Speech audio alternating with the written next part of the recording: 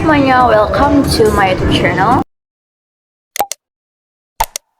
So, di video kali ini aku akan bahas tentang jasa PKI dalam menentang kolonialisme. Nah, teman-teman semua, kalau misalnya kalian dengar tentang PKI, apa sih yang terlintas dalam pikiran kalian semua?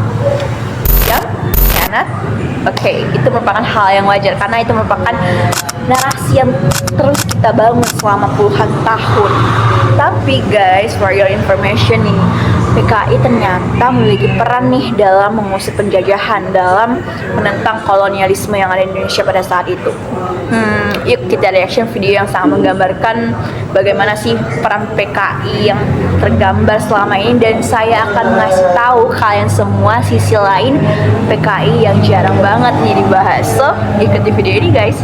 Jadi video yang akan aku reaction itu video dari channel Video Pendidikan Indonesia yang berjudul Pemberontakan G30S PKI.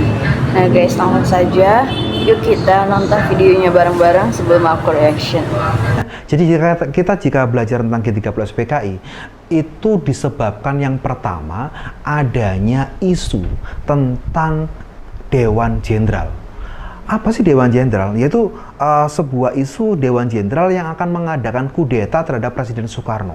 Isu ini dikembangkan dan menjadikan sesuatu yang heboh itu oleh PKI kepada TNI Angkatan Darat yang akan mengadakan kudeta pada peringatan ulang tahun ABRI pada tanggal 5 Oktober 1965. Nah, sebab utama inilah yang akhirnya apa? Reaksi tentara atau Angkatan Darat itu apa? Menolak dengan tegas isu yang dilontarkan PKI dan ganti menuduh bahwa PKI yang justru akan merebut kekuasaan. Oke guys, jadi dalam buku dari pembunuhan massal oleh John Rosa menyebutkan bahwa Letnan Kolonel Untung yang pada saat itu menjabat sebagai pasukan Cakrawirawa ataupun pasukan pengawal presiden bermaksud untuk mencegah gerakan-gerakan yang akan dilakukan oleh para Dewan Jenderal tersebut, di mana jenderal-jenderal tak bernama ini bermaksud jahat terhadap Republik Indonesia dan juga terhadap Presiden Soekarno.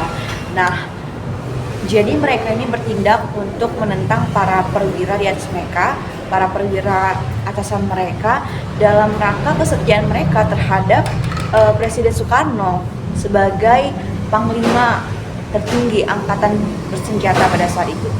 Oke. Nah, kemudian dalam video tersebut mengatakan bahwa pihak PKI lah yang akan merebut kekuasaan. Oke guys, coba kita berpikir nih, bagaimana bisa anggota politik, ya, bagaimana bisa partai politik yang beranggotakan orang-orang sipil itu dapat memimpin sebuah operasi militer. Coba kita berpikir aja nih guys. Dan bagaimana bisa juga mereka itu dapat memerintah personil militer, anggota militer untuk melakukan aksi-aksi mereka tersebut. Kita dapat melihat kembali yang mana pada saat itu pun PKI sedang berada di titik tertingginya nih sebagai partai politik, di mana pada saat itu ia sedang tumbuh kuat dalam kancah politik. Kemudian coba kita berpikir lagi, ketika dia berada di titik tertinggi dalam kancah politiknya, kemudian ia memilih dan memutuskan untuk melakukan aksi-aksi konspirasinya itu. Oke guys, coba kita berpikir kembali. Oke, dan selanjutnya ayo kita nonton video yang berikutnya lagi.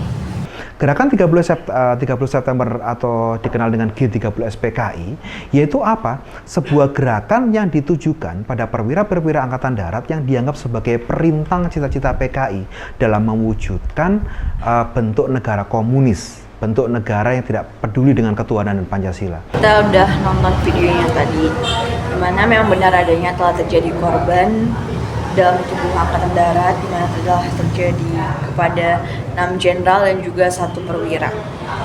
Dan dalam video tersebut pun mengatakan bahwa hal tersebut dilakukan oleh PKI yang sangat ganas, dan PKI ini memiliki tujuan untuk mewujudkan negara komunis serta sebuah partai politik ya yang tidak peduli akan ketuhanan dan juga Pancasila. Oke guys, di sini saya masih mengambil referensi dari John Rosa, di mana dalam buku ini menuliskan bahwa Monumen Pancasila yang dibangun pada eranya Presiden Soeharto ya, yang dibangun pada tahun 1990, di mana di samping Monumen Pancasila ini dibangun monumen pengkhianatan PKI yang hampir semua dari 42 dioramanya itu kaca-kaca yang dibangun di bawah agar anak-anak sekolah yang berkunjung ke museum tersebut dapat melihat deskripsi bagaimana sih sosok PKI tersebut, yang dimulai dari PKI ini merupakan anti nasional, anti agama, agresif, lalu juga haus darah, sadis dan lain sebagainya. Tapi dalam museum ini itu tidak menjelaskan bahwa PKI ini merupakan komunisme yang merupakan ideologi yang menentang kapitalisme serta juga menentang adanya kepemilikan pribadi. Mengapa tidak dijelaskan? Dan juga tidak dijelaskannya juga terdapat peran PKI dalam menentang kolonialisme Belanda pada saat itu. Nah, ini dia nih guys, yang pastinya orang-orang gak banyak tahu tentang perjuangan nasionalnya dalam menentang kolonialisme Belanda yang ada pada saat itu. Di sini dalam video ini saya akan mencoba menjelaskan kepada teman-teman sekalian bagaimana sih peran PKI dalam menentang kolonialisme Belanda yang ada pada saat itu. Oke guys, jadi bagi Marx sendiri masyarakat itu tidak dapat diperbaiki, melainkan harus diubah secara radikal melalui penghancuran terhadap kapitalis. Nah, komunisme ini merupakan aliran sosialis dalam menuntut penghapusan secara total hak kepemilikan pribadi. Jadi dia itu menjunjung kesamaan konsumsi dengan mengharapkan keadaan masyarakat yang setara atau tanpa kelas. Nah, jadi awalnya ISDV ini merupakan cikal bakal lahirnya PKI ini guys, dimana para tokoh dalam organisasi ini membawa semangat kemerdekaan dan juga perlawanan terhadap pemerintah kolonial. Hal tersebut merupakan respon dari bangsa Indonesia sendiri yang sudah ditindas lama oleh pemerintah kolonial.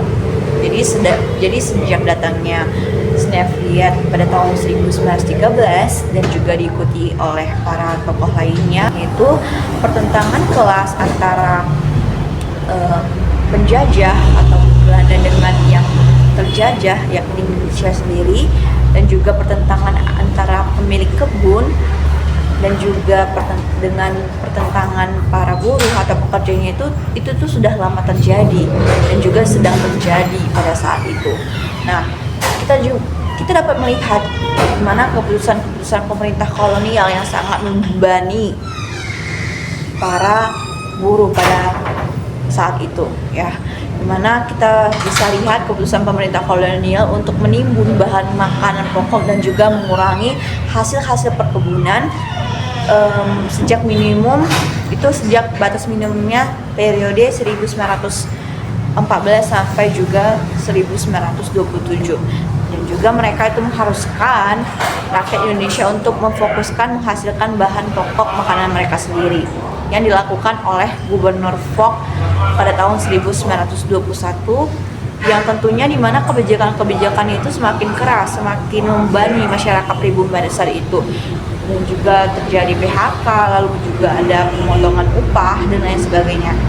Nah, karena hal-hal tersebut tadilah yang membentuk rasa solidaritas dalam masyarakat Indonesia dan juga melakukan gerakan ataupun aksi-aksi perlawanan untuk menentang kebijakan pemerintah kolonial Belanda yang terjadi pada saat itu. Dan dalam situasi tersebut, tokoh-tokoh komunis berupaya mendukung dan juga mempelopori gerakan yang dilakukan oleh serikat-serikat buruh, lalu juga ada petani dan juga pegawai sipil. Jadi gerakan-gerakan tadi itu dilakukan oleh kaum buruh, petani dan juga masyarakat sipil.